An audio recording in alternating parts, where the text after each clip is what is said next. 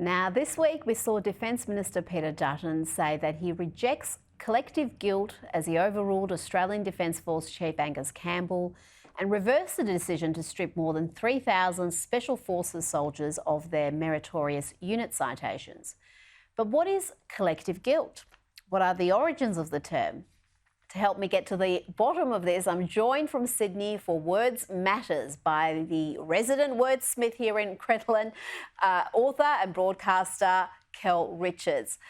Good evening, Kel. Talk to me about the phrase collective guilt. G'day, Rita. Nice to be here. Collective guilt is very rarely heard. I mean, Dutton used it when he rejected that idea of 3,000 people all suddenly losing their citations at the same time. But the people who depend upon collective guilt for their arguments don't say it. They talk about white privilege, or they talk about whiteness being a problem, or they will play the privilege game in order to say we're competing, we're trying to get rid of racism. Underlying that, and never spoken out loud by those people, is this assumption of collective guilt. Now, collective guilt is incoherent. It's basically an expression. It's not in the Oxford English Dictionary, it's not in Webster's, and it's not there because it doesn't make sense. It is what is called technically an oxymoron.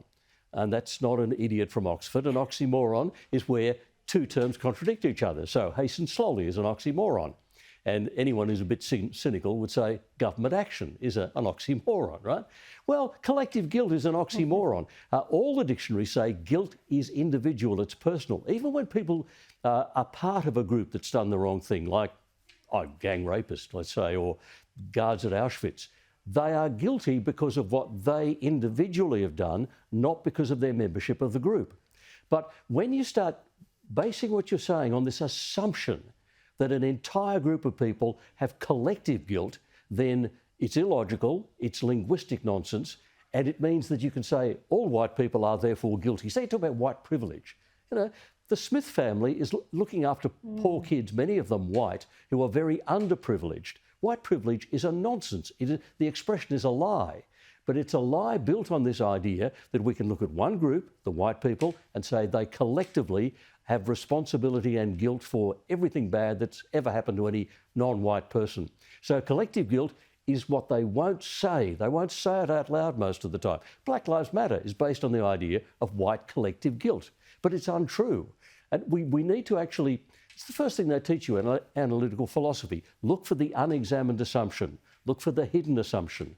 And the hidden assumption behind a lot of the woke warriors is we will attack the groups as a group because they're all collectively guilty.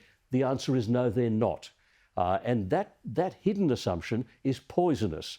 Any program, any campaign based on that kind of assumption, we really have to call out and say, this is rubbish, it is not true. If it's collective, it's not guilt. If it's guilt, it's not collective. It is a nonsense expression.